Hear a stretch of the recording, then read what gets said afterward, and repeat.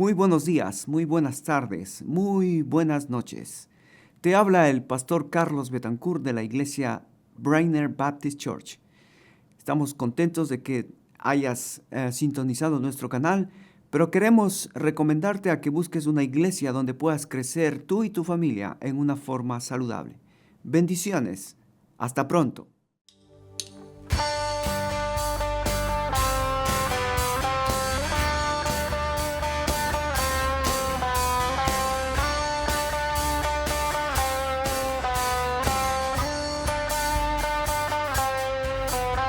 Da gracias a Dios, el Señor y Rey, Tu amor es para siempre. porque bueno es y sobre todo está. Tu amor es para siempre. Cantar,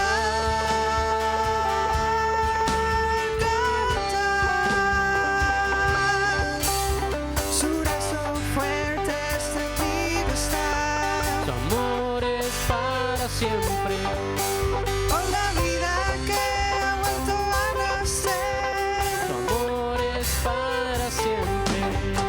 Cantar,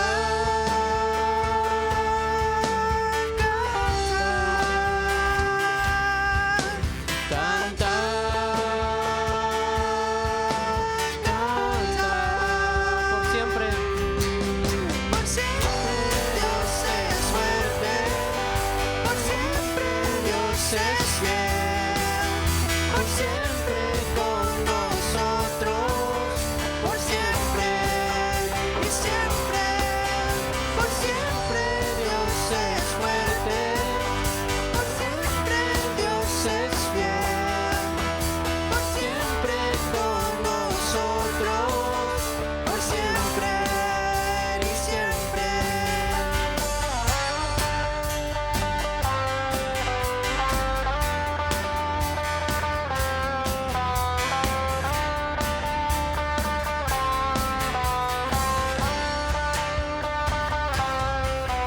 Desde el alba hasta el anochecer, Tu amor es para siempre. por su gracia sí podemos seguir. Tu amor es para siempre. Cantar, cantar, cantar, Cantar todos. por siempre Dios es fuerte, por siempre Dios es fiel, por siempre con nosotros, por siempre y siempre, por siempre Dios es fuerte, por siempre Dios es fiel, por siempre con nosotros, por siempre y siempre, por siempre.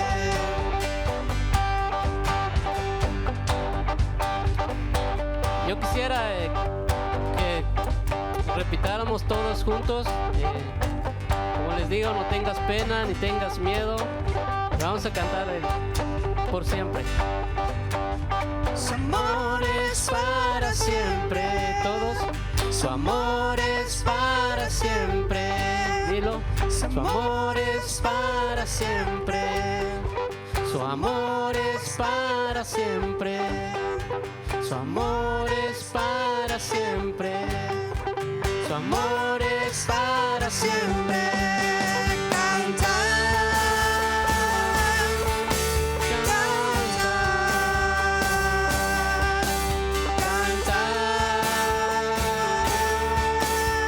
cantar, Por siempre.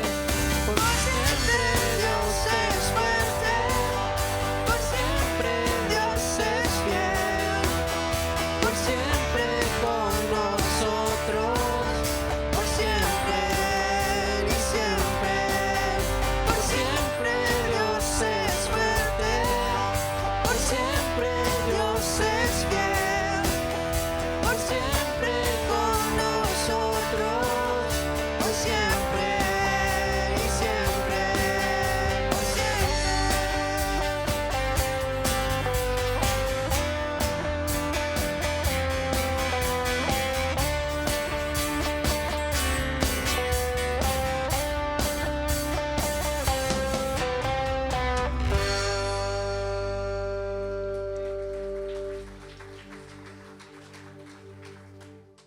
respeto a Dios, por respeto a la palabra, ponte de pie, vamos a leer este pasaje maravilloso.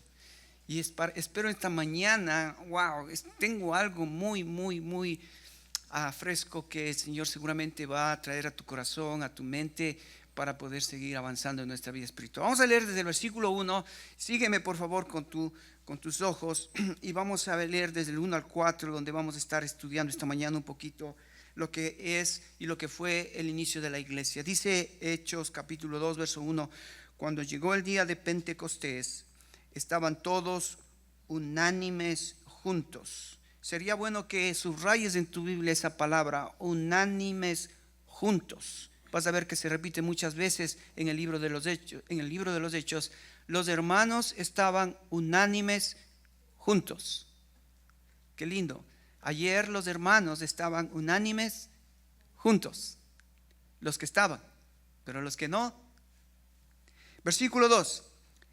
Y de repente vino del cielo un estruendo, como de un viento recio que soplaba, el cual llenó toda la casa donde estaban sentados. Y se les aparecieron lenguas repartidas, como de fuego, asentándose sobre cada uno de ellos. Otra vez, nota ahí, cada uno de ellos. Para Dios es importante cada uno. El cuerpo de Cristo, los miembros de la iglesia, para Cristo son importantes cada uno. Verso 4 dice, y fueron todos llenos del Espíritu Santo y comenzaron a hablar en otras lenguas según el Espíritu les daba que hablasen. Oremos. Querido Padre, en esta mañana, qué lindo poder venir a tu presencia, qué lindo saber que podemos penetrar al lugar santísimo por medio de nuestro Señor Jesucristo. Y todo esto lo hace el Espíritu Santo, porque sin el Espíritu no podríamos tener esta experiencia de estar en tu presencia. Gracias, Espíritu Santo, que estás aquí morando en cada corazón, en cada individuo, en cada persona. Por eso pedimos, Señor, que tu Espíritu Santo sea hablándonos en esta mañana. Estoy escuchando que están sucediendo cosas tremendas en el mundo. Yo no sé si ustedes se dan cuenta, pero lo que viene a continuación cada vez es más sorprendente. La inteligencia artificial, el transhumanismo. Cuando yo hablo estas palabras, yo no sé si para ti esto es claro. Cuando yo digo la inteligencia artificial está ya aquí con nosotros. Yo espero que yo espero que mejor conozcas desde el púlpito lo que está sucediendo ahora mismo en el mundo, para que nos preparemos para hacer frente a lo que viene. Esto de la inteligencia artificial, esto del transhumanismo, está aquí y ya estamos viviendo. ¿Cuántos en sus celulares, cuando ustedes usan el WhatsApp, cuántos usan WhatsApp? Levante su mano. ¿Verdad que todos? WhatsApp. Entonces, cuando usted manda un texto, ¿no te has dado cuenta, no has visto que cuando tú escribes, el teléfono te completa la palabra a veces? Si tú quieres poner una palabra, el mismo teléfono te dice posiblemente la palabra que estás buscando y te ayuda a que escribas bien, sin faltas de ortografía. ¿Cuántos han tenido esa experiencia? ¿Verdad? Cuando escribes un texto, el mismo teléfono te ayuda a escribir bien. Eso es lo que, digamos, eso es lo viejo de la tecnología. Pero ahora ha venido algo nuevo y está ya aquí con nosotros. Se llama el chat GPT. Y ustedes quizás lo van a escuchar cada vez más. Pero este chat GPT, ¿qué es esta nueva tecnología? Es inteligencia artificial. ¿Qué significa esto de inteligencia artificial? Es que ahora hay un app, o sea, hay una nueva página a la que puedes acceder, donde tú puedes pedirle a la página, pedirle a este chat que te haga una receta de comida para ese día. Le dices, me gustaría hacer un arroz con menestra, y te dice todo lo que necesitas para el arroz con menestra. Así de simple. Pero cuando ya vas o ya vamos a algo mucho más complicado, como por ejemplo, tú dices, yo necesito, hablando de estudiantes, si dice el estudiante, yo necesito un trabajo que me pidió el maestro, un trabajo que tiene que ver con un resumen de las montañas que hay en Estados Unidos. Pones en el chat GPT, quiero todas las montañas de Estados Unidos, hazme un resumen. Clic, y el chat GPT te da todo un resumen en un segundo, lo que estás buscando. Esa es la nueva inteligencia artificial. Pero más que eso, ahora, por ejemplo, los doctores, cuando viene un paciente y el paciente le dice al doctor, me duele esto, tengo este síntoma, el doctor pone todos los síntomas en el GPT, hace un clic, ¿y qué crees?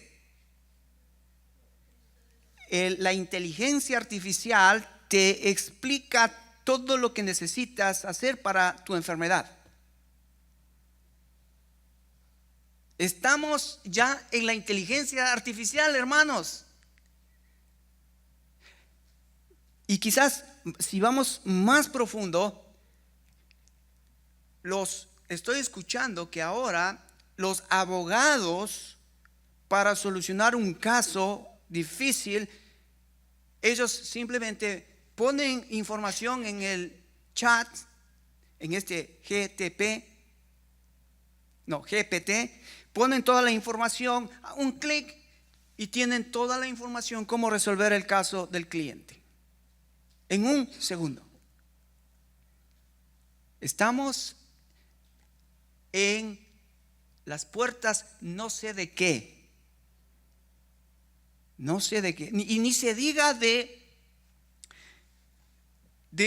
el transhumanismo, que están inventando robots que se parecen a humanos. Y eso ya es más peligroso, y eso es más tremendo. Que están inventando robots para sustituir al hombre en diferentes trabajos. Ya en China, en Japón, eso ya es un hecho. Ahora mismo en los Estados Unidos, en algunas ciudades, metrópolis, especialmente Nueva York, Los Ángeles y la Florida, Miami, ahora ustedes van a ver que hay taxis automáticos, ya no hay chofer. Te subes al taxi y le programas al taxi y te lleva más 100% más seguro que si estuviese un chofer. Bueno, ¿por qué quiero traer esto en esta mañana que vamos a hablar acerca del Espíritu Santo? Hermanos, todo este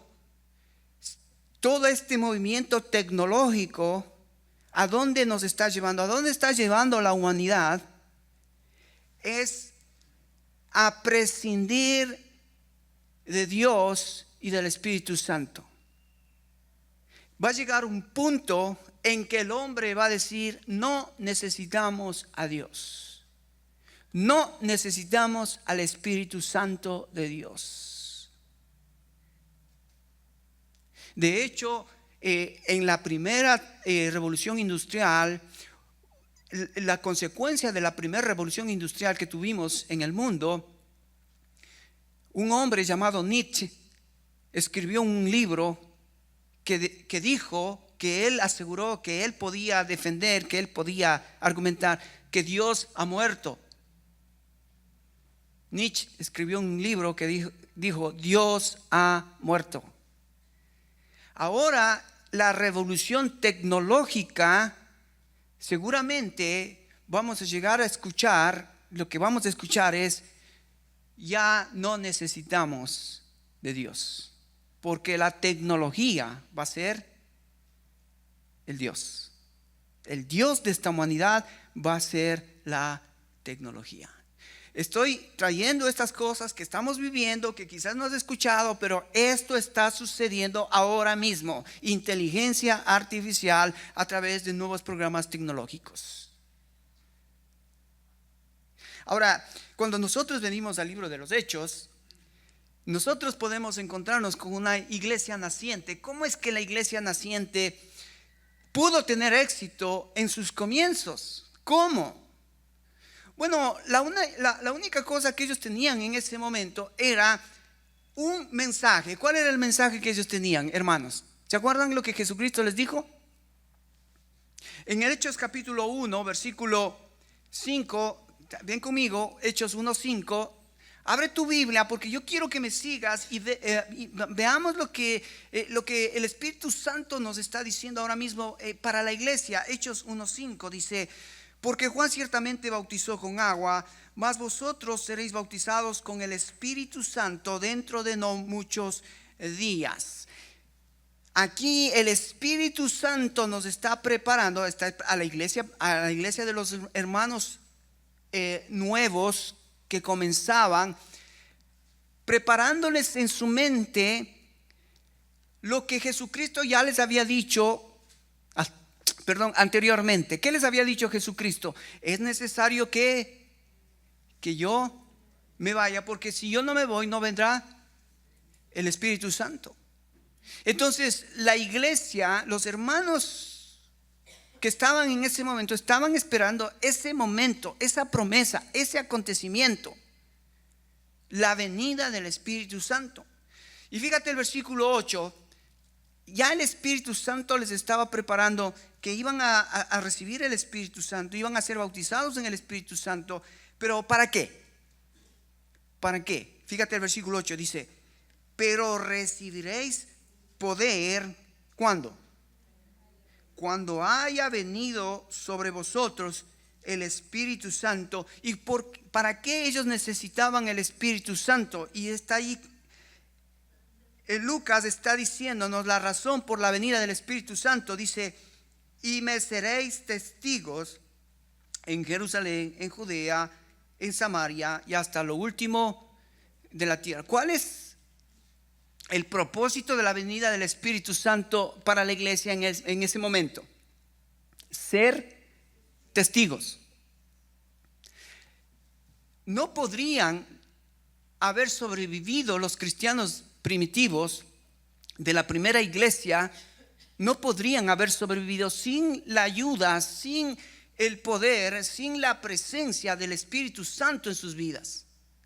Recuerda que ellos vivían en un gobierno déspota, en un gobierno cruel. ¿Quién gobernaba en ese entonces? Roma. Y Roma era cruel. Roma era cruel con sus ciudadanos. Roma era cruel con sus enemigos. Roma y el imperio eran despiadados, especialmente con los niños, con los inválidos. A los niños inválidos los tiraban a la basura. Roma era cruel con las mujeres. Las mujeres eran un objeto. Eran como un objeto más en la casa. No tenían valor. Los niños no tenían valor. Las mujeres no tenían valor, aquellas personas discapacitadas no tenían valor para Roma. Roma era cruel. Y entonces la iglesia tuvo que enfrentar en esa sociedad, en ese momento, a esa crueldad. Fíjate que eran tan crueles que cuando ellos quisieron desaparecer el cristianismo, ¿qué hicieron con los cristianos? Los llevaban a los circos romanos para que sean el espectáculo de la gente y sean devorados por los animales, sean muertos, sacrificados. Y la gente ese era el espectáculo de ese entonces, ver morir cristianos. Roma era cruel, veía y tomaba a los cristianos y los ponían como antorchas en las calles para que alumbren la noche, porque ellos decían que eran la luz del mundo. Ese es el trasfondo del libro de los Hechos, Roma. Pero Jesucristo dijo: no se amedrenten, ustedes serán mis testigos, porque ustedes recibirán el Espíritu Santo. Wow. El Espíritu Santo, cuando venga, ustedes serán mis testigos. Y esta palabra testigos, para que ustedes entiendan un poquito más por qué ellos tenían que ser testigos, porque en ese momento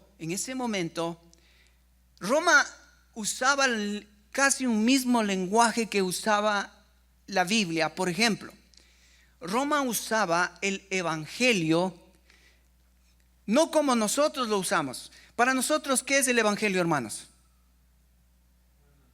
Buenas nuevas, buenas noticias. ¿Sabe lo que hacía Roma? ¿Sabe lo que decía Roma? Roma es el único imperio que tiene buenas noticias para ustedes, ciudadanos. Roma sale y conquista pueblos, conquista enemigos, los trae, los humilla. Y cuando venían cargados de los enemigos, cuando venían conquistando pueblos, la gente, venía un vocero gritando: evangelio, evangelio. ¿Qué era el evangelio para ellos? Las buenas noticias que habían conquistado otros pueblos. Usaban un lenguaje parecido al que se usa ahora en las escrituras y conocemos. Ellos conocían el poder, ellos tenían el poder. Un soldado romano era un soldado que tenía la capacidad de dar órdenes. Por eso todos los romanos, una de las cosas que para ellos era lo mejor, lo especial, era ser soldado romano.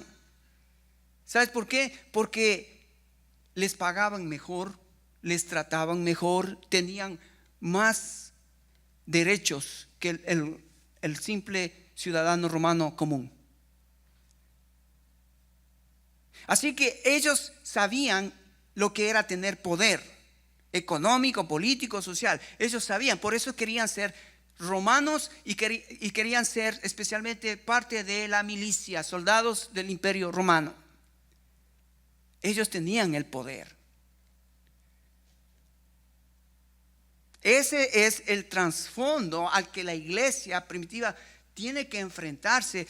Y ahora Jesucristo les dice: recibiréis poder para que seáis mis testigos. Ahora, escúchame, esta palabra testigo significa, y viene de una palabra llamada martureo. ¿Has escuchado esa palabra martureo? ¿De dónde viene esa palabra? Mártir. ¿Has escuchado mártir? ¿Quién es un mártir? Es uno que muere por una causa. Entonces, Jesucristo les dijo que cuando venga el Espíritu Santo, ustedes tendrán poder para ser mártires. ¡Wow! ¡Qué cosa más tremenda! Jesucristo les dijo: ustedes tendrán el poder para ser mártires. Es increíble. Cuando uno lee la historia de la iglesia, había un discípulo de Juan, aquel que escribió el Apocalipsis, las 3 cartas de Juan, primera, segunda y tercera de Juan, el Evangelio de Juan, llamado Policarpo. Era un hombre, cuando yo leí su historia, su biografía, me impactó, porque era un hombre piadoso, un hombre que en ese tiempo él comenzó a cuidar a niños, a jóvenes, a ancianos, y él tenía un corazón especial para esta gente. Pero claro, los romanos, como eran crueles, cuando se dieron cuenta que Policarpo estaba cuidando a esta gente, ellos pensaron, ¿y por qué estás haciendo esto? ¿Qué quieres hacer con Roma? Lo vieron sospechoso y dijeron, no, a este hay que matarlo. A este hay que matarlo. ¿Y sabes qué pasó? Que cuando lo agarraron a Policarpo, lo llevaron a la hoguera, lo crucificaron para quemarlo, pusieron leña alrededor, pusieron para quemarlo. Dice que antes de crucificarlo, antes de quemarlo, tiraron piedras para que el hombre muera. Y sabes, dice que la sangre que derramaba Policarpo apagaba las llamas. ¿Te imaginas el testimonio de este hombre? ¿Cómo eso impactó a aquellos cristianos de ese entonces? ¿Cómo ellos estaban dispuestos a ser mártires por la causa de Jesucristo? Bueno, esa es la introducción de cómo empieza la iglesia. Ahora, volvamos al texto en el versículo 1 del capítulo 2. Fíjate lo que dice el texto. Dice, cuando llegó el día de Pentecostés, estaban todos unánimes juntos.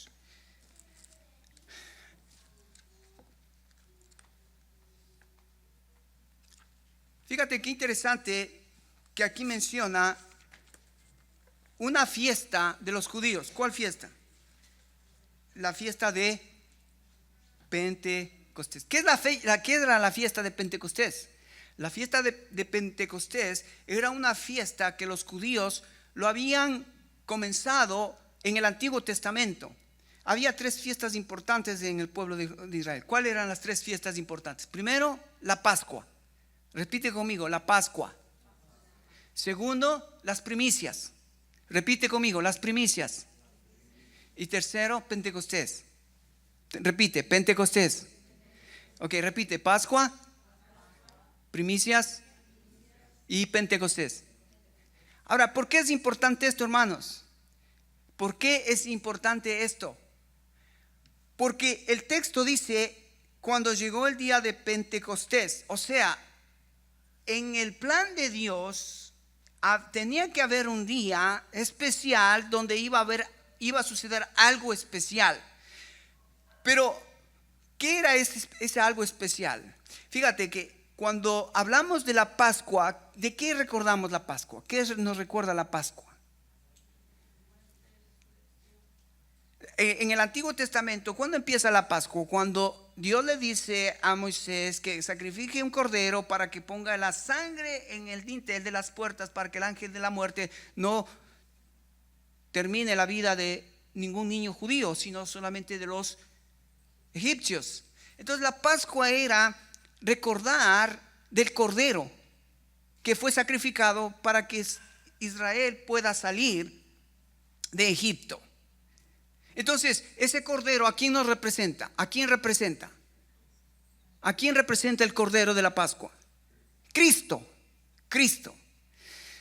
Después, las primicias. ¿Qué eran las primicias? ¿Qué era esa fiesta? Era la fiesta de recoger la cosecha. Cada vez que sembraban había un tiempo de la cosecha. Entonces cada familia salía y cosechaba lo que había sembrado. Y ese era el día de las primicias. Recoger lo que Dios había bendecido y llevarlo a los graneros y tener el trigo, la cebada, lo que haya sembrado, porque esas eran las primicias que ellos tenían de parte de Dios, que ellos habían recogido. Ahora ellos, acuérdate, ellos no podían hacer eso el día sábado. ¿Por qué? ¿Por qué no podían hacer el sábado? Porque la ley decía que el sábado era un día sagrado. El día sábado había que descansar, no podían. Entonces las primicias siempre lo hacían desde el día domingo en adelante. Desde el día domingo en adelante. Entonces el cordero muere, vienen las primicias. Y entonces las primicias, ¿de qué nos habla? De la resurrección de Jesucristo. Porque la Pascua nos habla de la muerte de Jesús, y Él murió el día viernes. El día viernes fue el sábado. Él fue sepultado, y el día domingo Él resucita. Entonces las primicias tienen que ver con la resurrección de Jesucristo. Jesucristo resucita, y entonces Él es las primicias de Dios. La resurrección de Jesucristo es lo primero. Así como Jesucristo resucitó, nosotros también vamos a resucitar. Las primicias fueron buenas, y después ¿qué viene? Pentecostés. Así que primero está el Cordero, muere. Segundo, Jesucristo resucita. Y tercero está Pentecostés. ¿Qué significa la fiesta para los judíos, la fiesta de Pentecostés? ¿Sabes? Cuando ellos recogían el trigo, recogían la cebada, lo que hacían era que preparaban la comida. Preparaban comida. ¿Y sabes qué preparaban con el trigo? Lo que nosotros comemos. ¿Qué comemos nosotros? ¿Qué nos gusta a los guatemaltecos? Preparaban tortillas. Ellos los llamaban hogazas. Pero para preparar la tortilla, para preparar la hogaza, ¿qué necesitabas primero hacer con el trigo? Triturarlo, molerlo, hacerlo harina, y entonces ponerlo junto con agua y hacer masa, y entonces viene la tortilla. Bueno, Pentecostés era esa fiesta de reunir a todo el pueblo para que todo el pueblo se goce de las primicias, de lo que habían cosechado, de la resurrección de Jesucristo. La Pentecostés era: hagamos fiesta porque tenemos las primicias, tenemos comida para disfrutar todos. Y entonces Pentecostés era la fiesta de las comidas. Se demoraban hasta 7 días celebrando la fiesta de Pentecostés. Y entonces, ¿qué significa Pentecostés? Significa penta 5, pero 5 es 50 días después de celebrar las primicias. Ellos hacían las fiestas de Pentecostés, cocinando para que la alegría del pueblo sea total, de todos.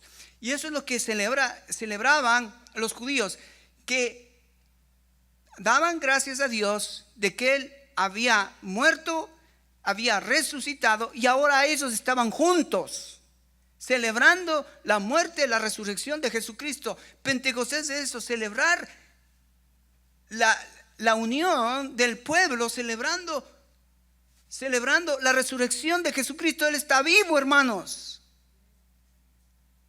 Pero justo en ese día, dice la Escritura, en ese día de Pentecostés, dice, estaban todos juntos. Llegó el día de Pentecostés y estaban juntos. Esto es histórico. Esto sucedió en un momento histórico.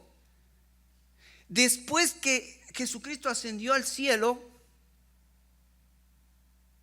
entonces pasaron 50 días, vino Pentecostés, ¿y qué sucedió en ese momento? Versículo 2. De repente.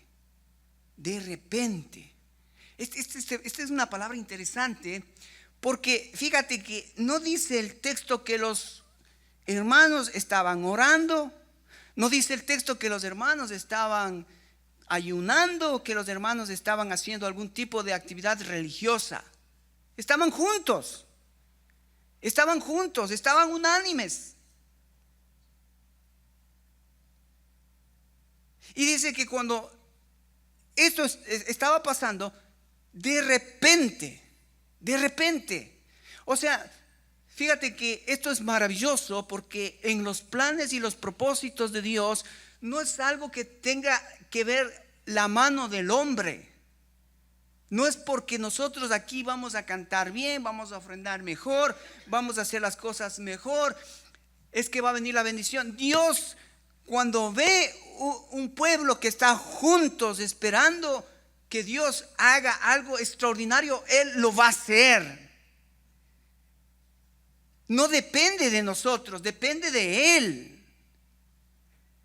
No es con mi fuerza, no es con mi inteligencia, no es con lo que yo pueda sorprender al mundo Fíjate que hoy, ¿qué es lo que estamos viendo? Cómo las iglesias cada vez son más sofisticadas con esto de la inteligencia artificial. Incluso lo que vamos a ver es otro tipo de iglesia. No sé todavía cómo va a ser ese tipo de iglesia, pero si comienzan a usar la inteligencia artificial, no sé qué tipo de iglesia vamos a tener en el futuro.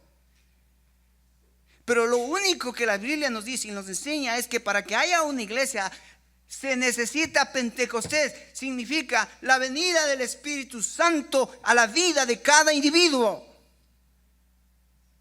De repente vino el Espíritu Santo. ¿Sabes qué? Aquí empieza la iglesia, pero asimismo dice que el rapto de la iglesia será ¿qué? Como ladrón en la noche, de repente. Así que no debemos especular por tiempos. No debemos especular con fechas. Tristemente vemos cómo hay gente en la televisión, predicadores, que quizás lo hacen con una buena actitud, un buen deseo, pero no te recomiendo que mires esos predicadores que van poniendo fechas, que dicen el próximo año, en 2 años viene el Señor, en 3 años viene el Señor.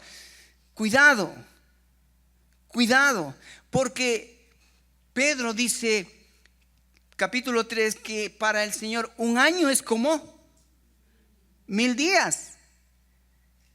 Así que ¿cómo podemos nosotros calcular fechas si para nosotros las fechas son lo que hemos llamado el cronos de Dios, el cronos del hombre?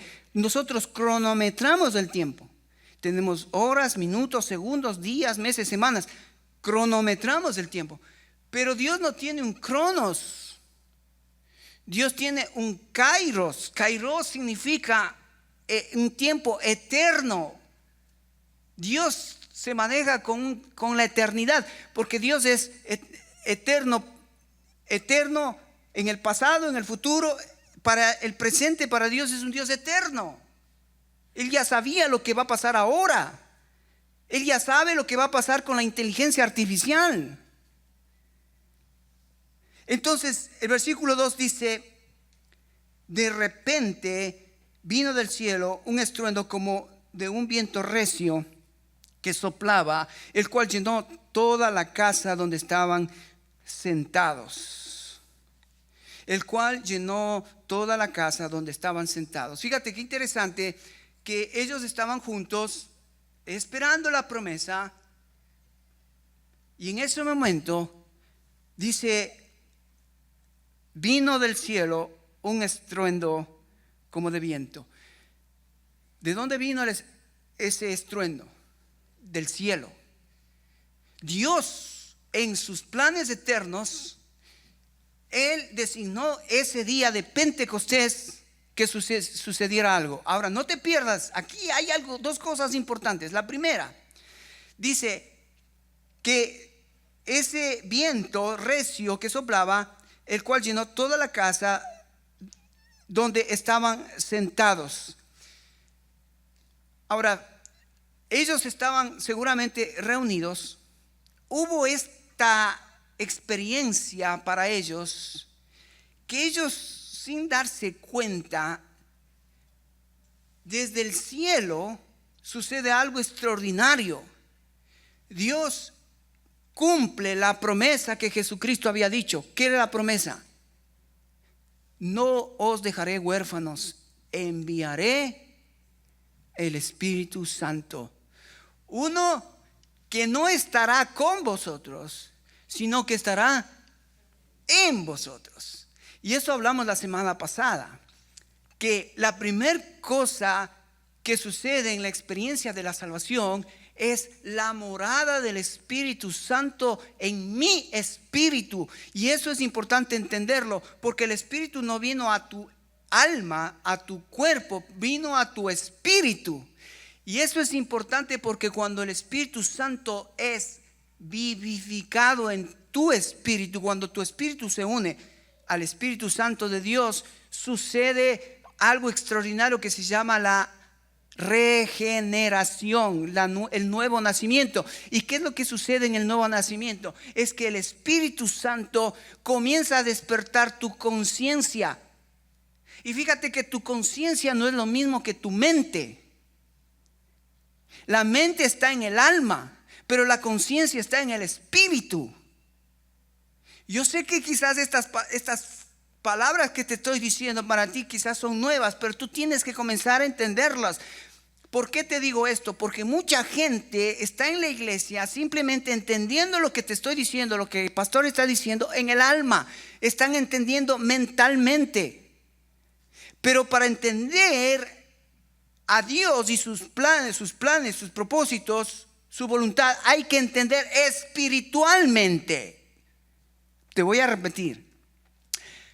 Hay hombres en la iglesia que entienden las cosas mentalmente. En el capítulo 2 de 1 Corintios dice que el hombre natural, mucha gente naturalmente en su alma, como su alma tiene mente, entonces entiende. Pero entiende a su manera, entiende carnalmente, entiende. Es como, yo he conversado con muchos católicos y es increíble la cantidad de conocimiento que tienen de la Biblia. Pero ellos no tienen un conocimiento o un discernimiento espiritual. Entonces tenemos que tener bien claro que cuando viene el Espíritu Santo a hacer morada en mí, lo primero que afecta es mi conciencia. Entonces es el Espíritu Santo que ahora me hace dar cuenta qué es lo bueno y qué es lo malo. Porque si yo solo me quedo en la mente va a seguir procesando un conocimiento terrenal, un conocimiento carnal, un conocimiento que no afecta a mi ser. Por eso es que mucha gente le cuesta salir de muchos pecados, de muchos malos hábitos, porque está envuelto en su mente y dando excusas en su mente. Es que todos lo hacen, es que la vida es así, es que soy pecador, es que no puedo. Eso es pensar mentalmente, carnalmente. Pero cuando viene el Espíritu Santo de Dios, afecta tu conciencia y mi conciencia, Él da testimonio de qué es verdad y qué es mentira. Él da testimonio qué es lo que le agrada a Dios y qué es lo que no le agrada a Dios. Entonces es importante primero saber que la morada del Espíritu Santo de Dios ya ha sucedido, está dentro de mí. Pero el texto lo que dice, cuando habla de que fueron llenos toda la casa, que estaban sentados, dice, se les aparecieron lenguas repartidas como de fuego, asentándose sobre cada uno de ellos. Ahora, hermanos, ¿sabes lo que está sucediendo en este versículo? Lo que el Espíritu Santo está haciendo es ponerlos a todos esos hermanos que estaban en ese lugar. A cada uno de ellos los estaba metiendo en el cuerpo de Cristo. Eso, ¿sabes cómo se llama en el Nuevo Testamento? El bautizo del Espíritu Santo. ¿Qué significó en ese momento? Que los hermanos que estaban juntos, vino el Espíritu Santo y los metió en el cuerpo de Cristo. Los metió en la familia de Dios. Los metió en este cuerpo místico, lo que llamamos hoy la iglesia.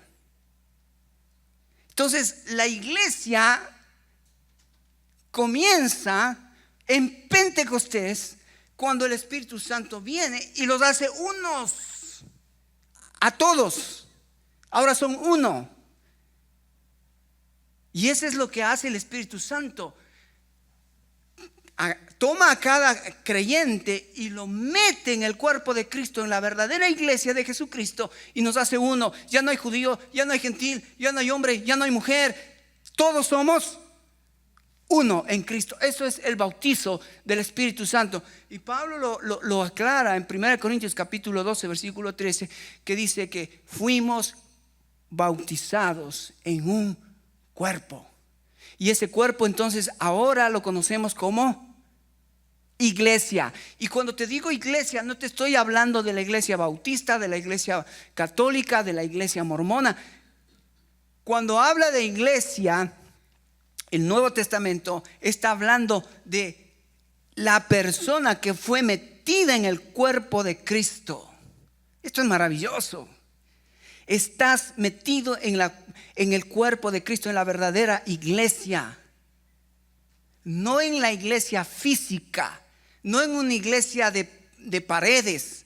Estás metido en la verdadera iglesia del Señor Jesucristo. Y es esa iglesia la que Él va a venir a llevársela.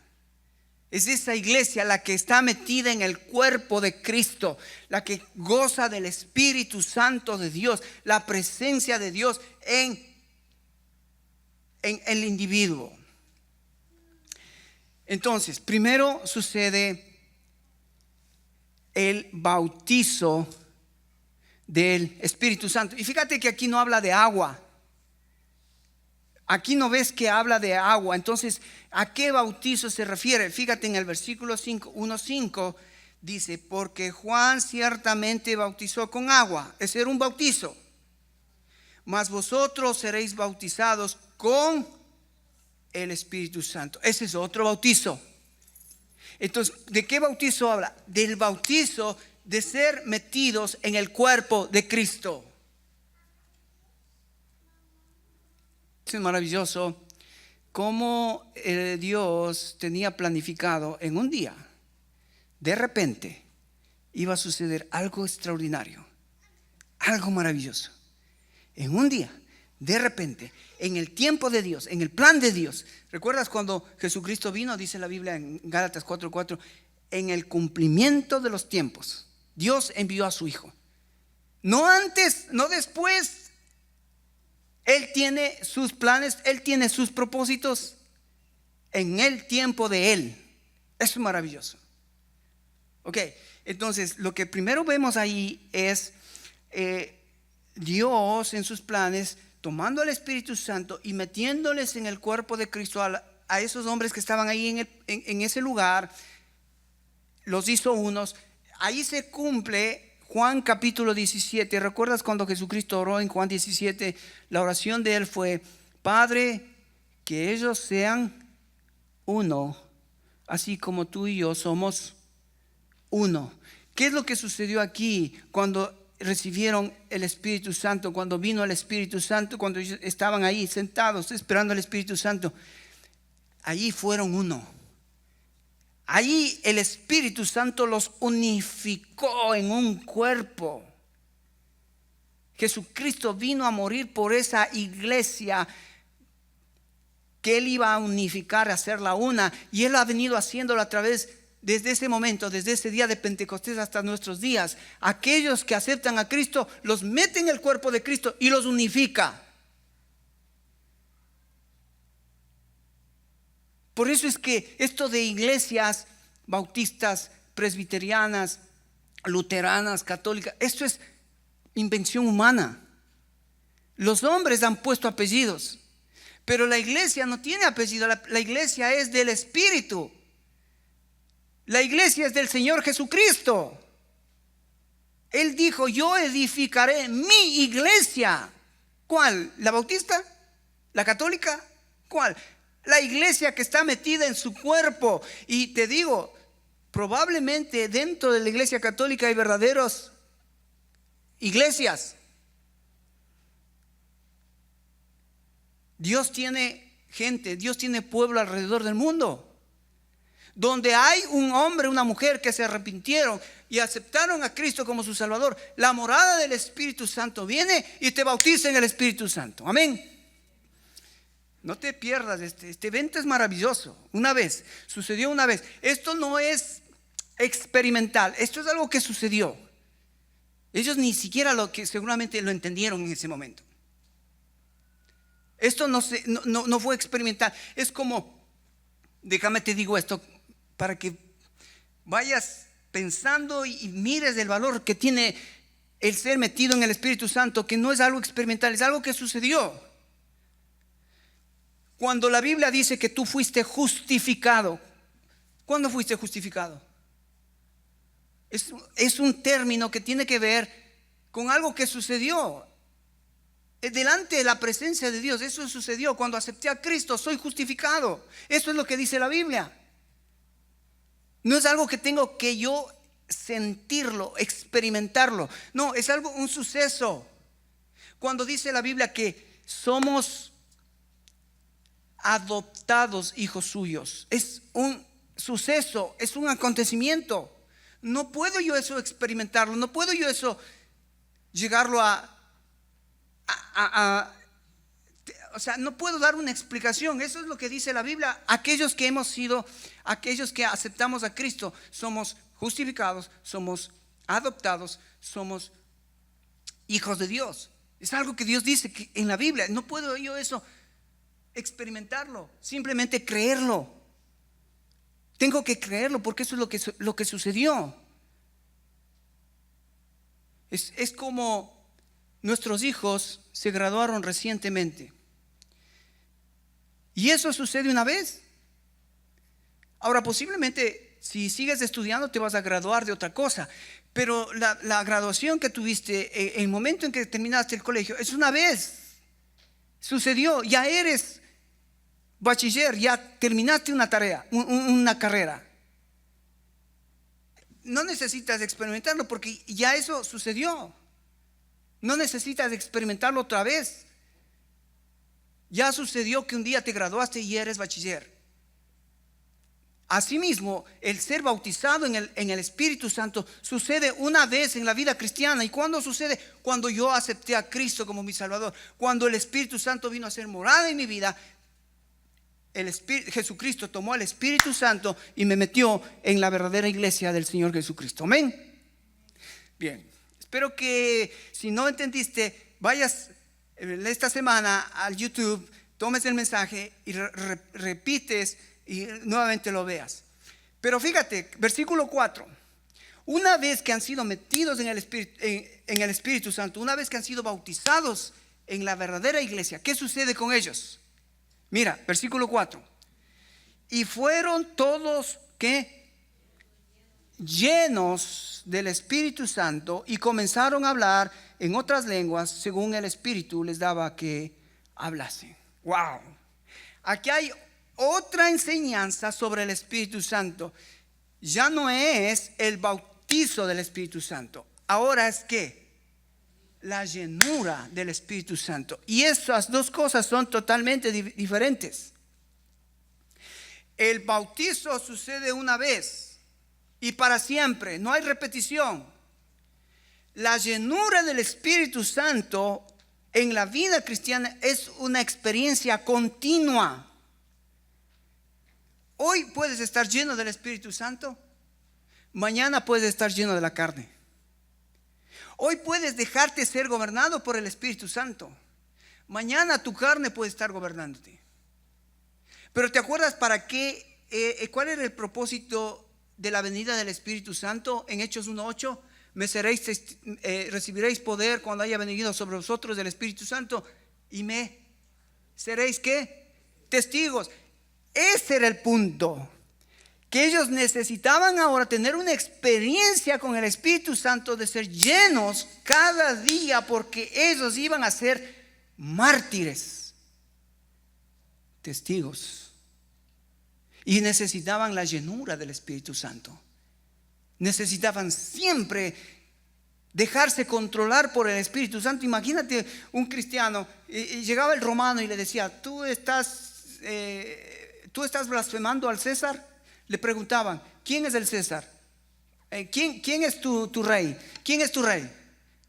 ¿César o Jesús? Si decías César, ¿qué te pasaba? Al circo romano, a la muerte. Si decías Jesucristo, ibas seguramente a ser mártir. Pero si querías librarte, ¿qué tenías que decir? ¿Quién es tu Señor? ¿Quién es tu Señor? Si no querías morir, César. Exactamente lo que sucede en estos días, hermanos. ¿Quién es tu Señor? ¿Jesucristo es tu Señor? ¿O tienes otro Señor? Una de las cosas hermosas que la Biblia nos enseña es que cuando venimos a ser cristianos, una de las maravillas que Dios nos ha dado y el privilegio es que somos ahora libres para elegir. Tú puedes ahora elegir. Antes de venir a Cristo eras esclavo del pecado, esclavo de Satanás, esclavo de tus deseos. Pero ahora que vienes a Cristo, ahora eres libre. ¿Quién va a ser tu amo? ¿A quién te vas a doblegar? ¿A quién vas a consagrar tu voluntad? Wow, esto de la llenura del Espíritu Santo, ellos necesitaban entenderlo, porque ellos, al momento de salir de ese lugar, que habían sido bautizados con el Espíritu Santo, llenos del Espíritu Santo, la tarea, el mandamiento de ellos era que ser testigos. Ser testigos. Fíjate que vamos a ver algunos versículos para cuando la Biblia menciona la llenura del Espíritu Santo. Es increíble verlos a los discípulos, las cosas que hacían cuando estaban llenos del Espíritu Santo. Por ejemplo, ahí en el capítulo 2, versículo 4, dice: y todos fueron llenos del Espíritu Santo. ¿Y qué comenzaron a hacer? Hablar en otras lenguas según el Espíritu les daba que hablase. O sea, cuando uno está lleno del Espíritu Santo, algo especial, algo sobrenatural va a suceder. Fíjate, cuando Pedro predica su primer sermón a los judíos, ¿qué sucedió en su primer sermón? ¿Cuántos aceptaron? Si tú lees en el capítulo 2, versículo 41, dice: así que los que recibieron su palabra fueron bautizados, y se añadieron aquel día 3,000 personas. Ahora, acuérdate, Pedro fue el que le traicionó a Jesús. Pedro fue el cobarde que no quiso decir que él estuvo con Jesús. Pero ahora que había recibido el Espíritu Santo, había sido bautizado con el Espíritu Santo, lleno del Espíritu Santo, ahora está predicando ¿de quién?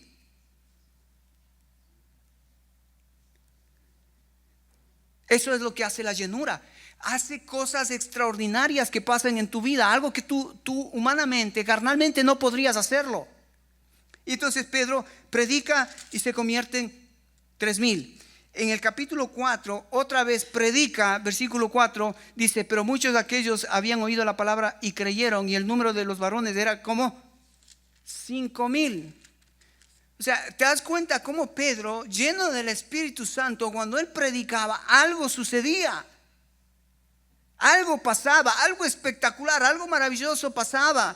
El capítulo 6, verso 7 dice: y crecía la palabra del Señor, y el número de los discípulos se multiplicaba. ¿Por qué se multiplicaba el número de los discípulos? Fíjate en el versículo 6:5.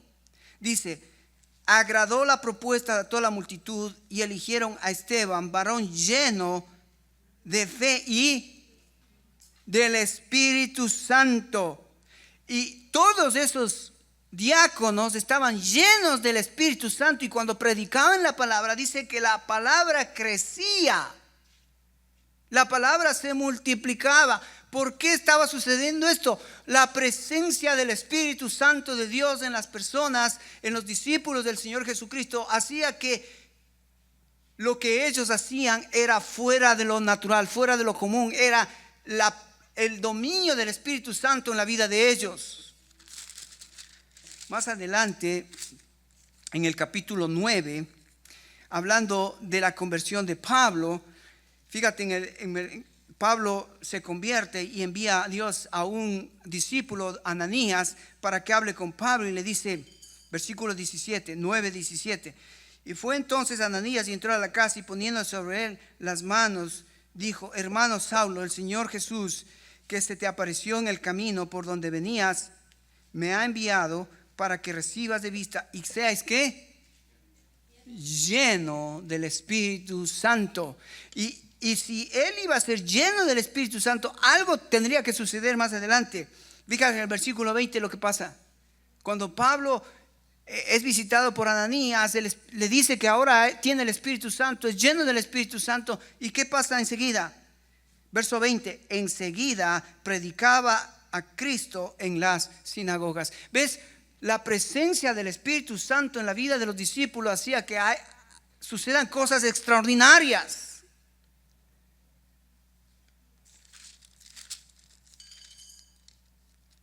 Más adelante en el capítulo 11, versículo 24 dice, porque era varón bueno y lleno del Espíritu Santo. Hablando de Saulo, capítulo 13, versículo 9 dice, entonces Saulo, que también es Pablo, lleno del Espíritu Santo. Y ahí vas a ver cómo Pablo es utilizado por Jesucristo para sanar enfermos, sacar demonios. La presencia del Espíritu Santo en la vida del creyente trae como resultados cosas sobrenaturales. Hermano, déjame terminar porque esto es maravilloso. La vida en el Espíritu y la llenura del Espíritu es algo, una experiencia sobrenatural, y esta experiencia tiene que ser vivida por el creyente todos los días, a cada momento, porque puedes perderte la llenura del Espíritu Santo. Efesios capítulo 5, 18, hay un mandamiento para el cristiano, pues sed llenos del Espíritu Santo. Es un mandamiento que tenemos que estar cada día buscando ser lleno del Espíritu Santo. Hermano, la única manera de ser lleno del Espíritu Santo es muriendo a mi yo, muriendo a mi carne, dejando el pecado a un lado y buscarle al Espíritu Santo para que el Espíritu Santo sea el que me controle. Y la obra del Espíritu Santo va a ser sobrenatural. Ahora, ¿cómo es que es sobrenatural? Fíjate, Efesios capítulo 5, 18 dice que si los hermanos en la iglesia son llenos del Espíritu Santo, ¿sabes qué va a suceder? Dice que los maridos van a amar a sus mujeres, que sus mujeres se van a someter a sus maridos, que los hijos van a respetar a los padres, que los jefes, que los amos, que los patrones no van a explotar a sus siervos, que sus siervos van a hacer y el trabajo no para el patrón, sino como para el Señor. Cuando la frescura del Espíritu Santo llega a la vida de la iglesia para vivir en su llenura, en su control, la iglesia va a ser más como Cristo. Cada individuo vamos a ser más como Cristo, vamos a mostrar su carácter, vamos a mostrar su amor, su justicia, su santidad. Vamos a mostrar el fruto del Espíritu: amor, gozo, paz, paciencia, benignidad. Vamos, en otras palabras, la llenura del Espíritu Santo, hermanos, significa que yo me voy pareciendo más a Cristo. Wow, qué tremendo cómo empezó la iglesia. Pentecostés, acuérdate, Pentecostés, 50 días después de las primicias, Dios los une a todos y les dice: ahora ustedes serán mis testigos. Y no solamente que les voy a meter en mi iglesia, pero ahora quiero que sean mis testigos. Por lo tanto, necesitan ser llenos del Espíritu Santo cada momento de su vida. Amén. Oh, qué hermoso sería regresar a esos días. Qué hermoso sería en estos días ver hijos obedientes a los padres. Qué lindo sería estos días ver mujeres sujetas a sus maridos. Qué lindo sería ver hombres responsables de sus esposas. Y esto es un milagro, porque esto no puede hacer la carne. Esto lo único que puede hacer es el Espíritu Santo que está morando en nosotros.